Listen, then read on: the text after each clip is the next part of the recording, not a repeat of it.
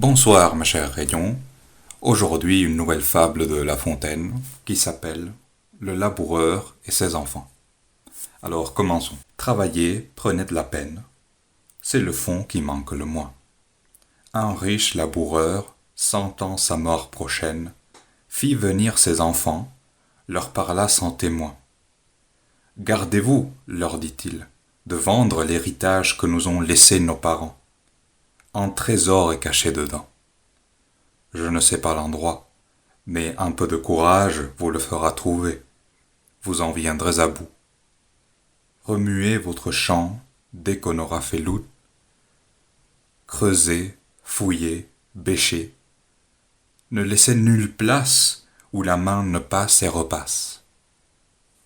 Le père mort, les fils vous retournent le champ, de ça, de là, partout, si bien qu'au bout de l'an, il en rapporta davantage.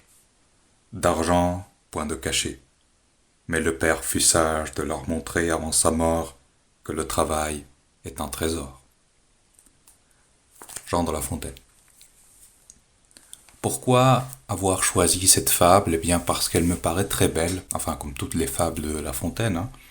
Mais celle-ci en particulier parce qu'aujourd'hui, on a une relation très malsaine avec le travail. Une relation toxique, comme on dirait aujourd'hui, avec le travail, avec ce que c'est, avec ce que ça implique. Je vais faire ici une liste des fausses conceptions, des fausses idées que l'on a à propos du travail.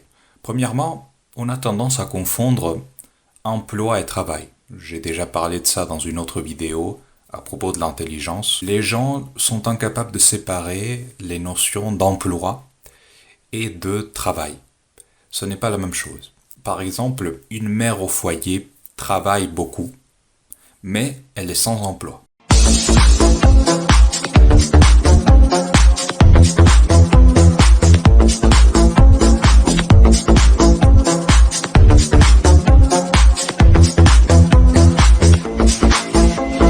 D'un autre côté, un député ne travaille pas, ou presque pas, mais il est employé et il est payé un salaire mirobolant. Il faut décorréler ces deux choses. Et aujourd'hui, il y a beaucoup d'employés, que ce soit dans le privé, que ce soit des fonctionnaires, qui ont un emploi mais qui ne foutent rien ou presque rien, en fait, qui travaillent très très peu, qui pourtant sont reconnus par la société comme des travailleurs, alors que beaucoup de personnes sans emploi travaillent beaucoup plus que ces gens-là. Ensuite, l'idée que le travail c'est la santé. Non, le travail n'est pas la santé. Et ceux qui disent ça, c'est souvent des boomers. Ensuite, l'idée que le travail c'est la liberté.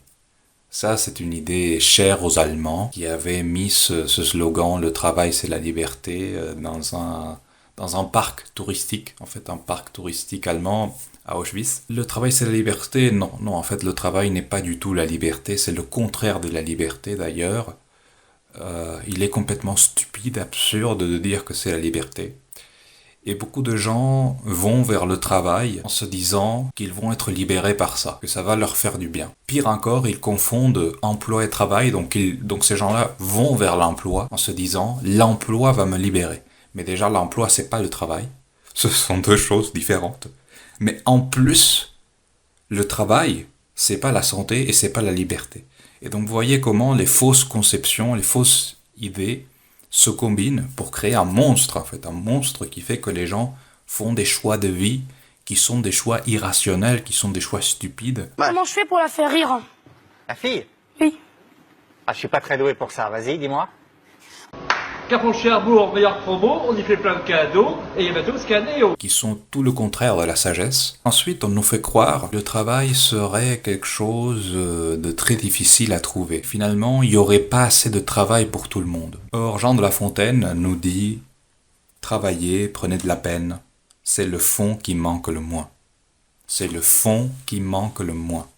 C'est-à-dire, il y a toujours du travail. Le chômage, il concerne le monde de l'emploi. C'est très important de comprendre cela. Et il y a, comme je l'ai dit, une différence entre le travail et l'emploi. Il n'y a pas beaucoup d'emplois à pourvoir, mais du travail, il y en a toujours. Et il y en a beaucoup. Lorsqu'on se met à chercher des choses à faire, on en trouve. Ne vous inquiétez pas. Le travail, on n'en manquera jamais.